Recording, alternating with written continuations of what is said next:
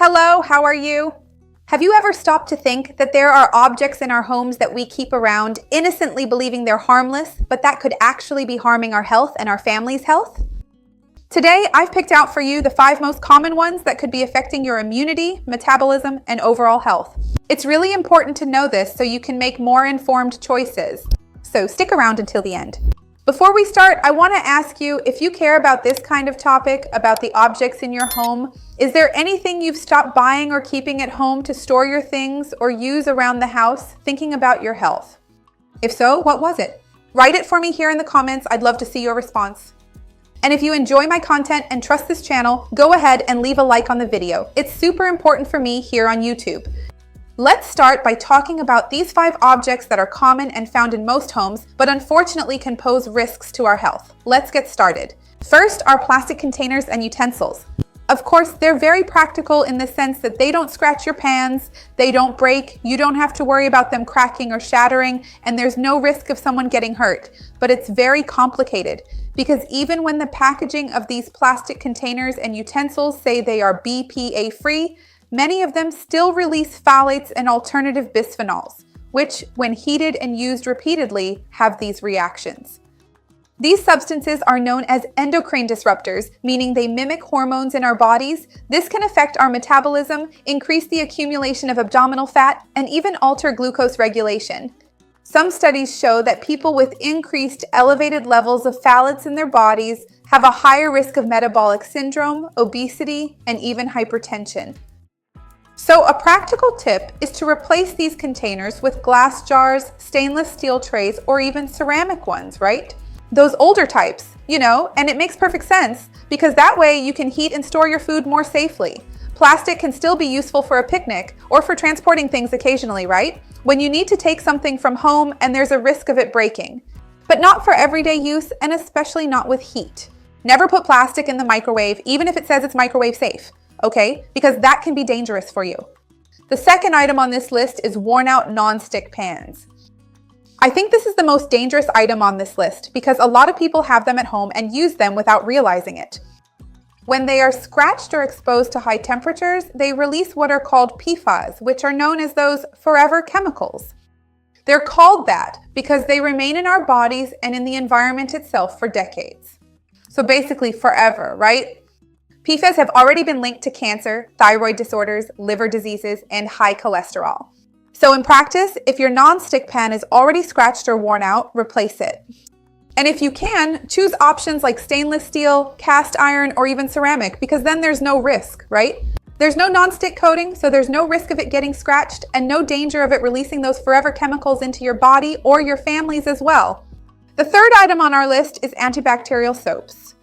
When they were launched some time ago, they became a craze because everyone thought these would really clean, that they would kill all the bacteria. They were the most recommended soaps, the ones that would keep your house really clean, right? And keep your family nice and clean. And for years, they were sold as the safest option. But nowadays, we know that frequent use of them can be harmful. And the main culprit is triclosan.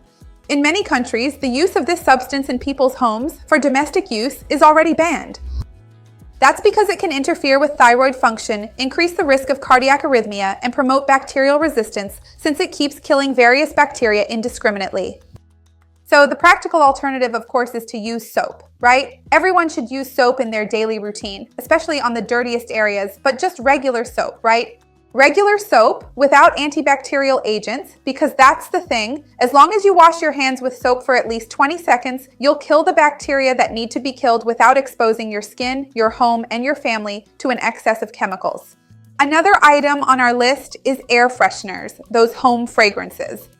You know that spray that makes your house smell amazing, like a hotel, right? Anyway, it always smells so clean.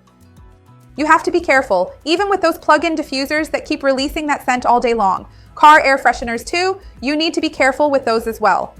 Because many of them also contain phthalates, the same endocrine disruptors found in plastics, which I mentioned to you earlier. And when they are inhaled, they go straight into our bloodstream, so they can increase the risk of asthma, chronic inflammation, obesity, and metabolic changes. So the practical tip is, the smell of a clean house should come from actual cleaning. So keep your house clean on a daily basis, well ventilated, open the windows, let the air circulate, and have some plants. If you can have plants at home, they help give your house a nice natural scent. And there are plants like basil, mint, and rosemary that naturally leave a pleasant fragrance in your home without any kind of harmful chemical products for your family. And the last tip, which is also super important, is about those humidifiers. You know those little steam devices for the bedroom if they're not properly cleaned?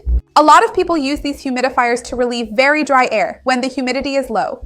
But when they're not cleaned properly, they become a source of disease risk because that standing water can create a hazard, right? It's a perfect environment for the growth of aspergillus, legionella, bacteria, and fungi that are dangerous to your health.